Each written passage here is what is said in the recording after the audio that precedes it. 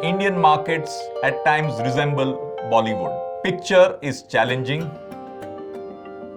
The movie is wonderful, and normally, like a Bollywood movie, has a happy ending. So currently the markets are going through a difficult picture, particularly over the last few weeks and months.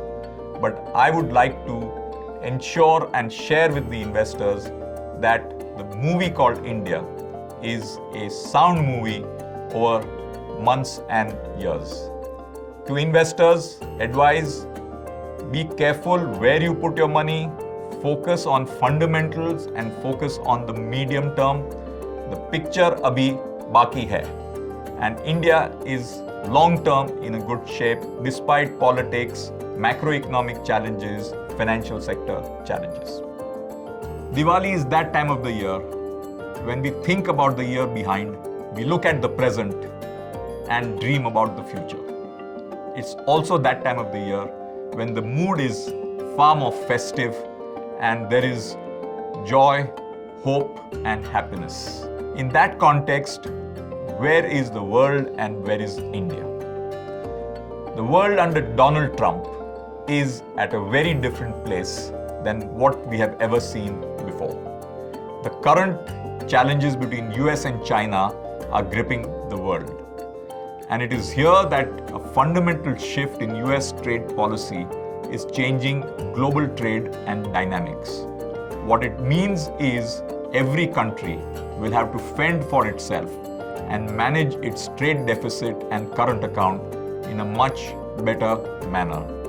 And more than anything else, do not expect the US or many other countries to keep their markets open. How does India react? First of all, on trade and current account, it is like India's P&L. We must manage our current account deficit tighter and therefore not let our current account deficits cross the 3% of GDP mark. Here, the price of oil is an important factor in India's import strategy. And I frankly feel that India can manage oil in the range of $70 to $80 Brent.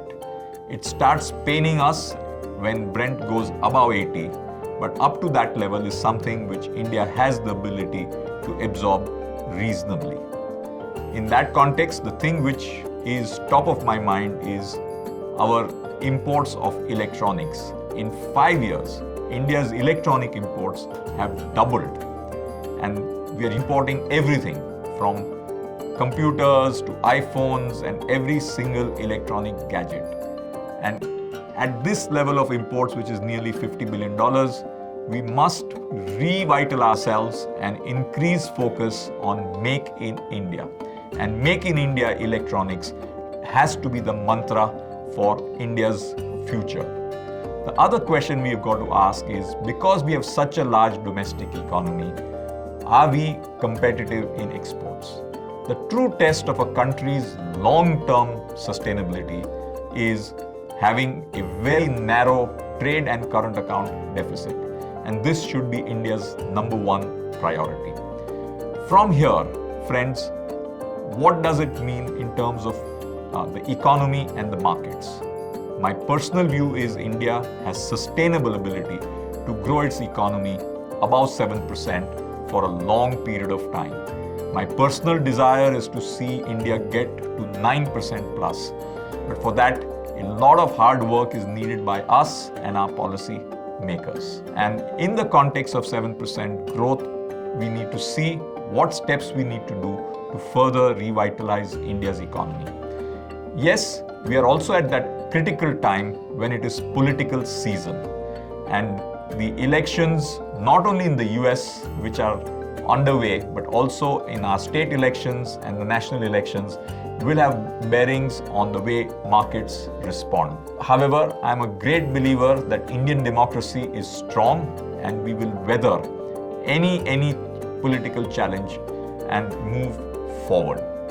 I do hope we get a stable government which can sustain the growth momentum the Indian economy is in. I am very confident long-term India. Short-term has been a little tougher. One of the areas of challenges has been the financial sector in India. And it is here that I am humbled by the responsibility the government of India has given the board of ILFS, including me, to manage the challenges at this financial cum infrastructure institution which has got itself into serious challenges.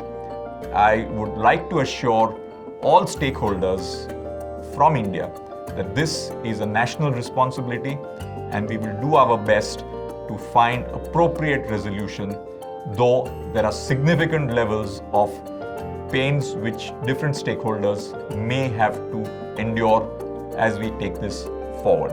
Financial sector also has challenges.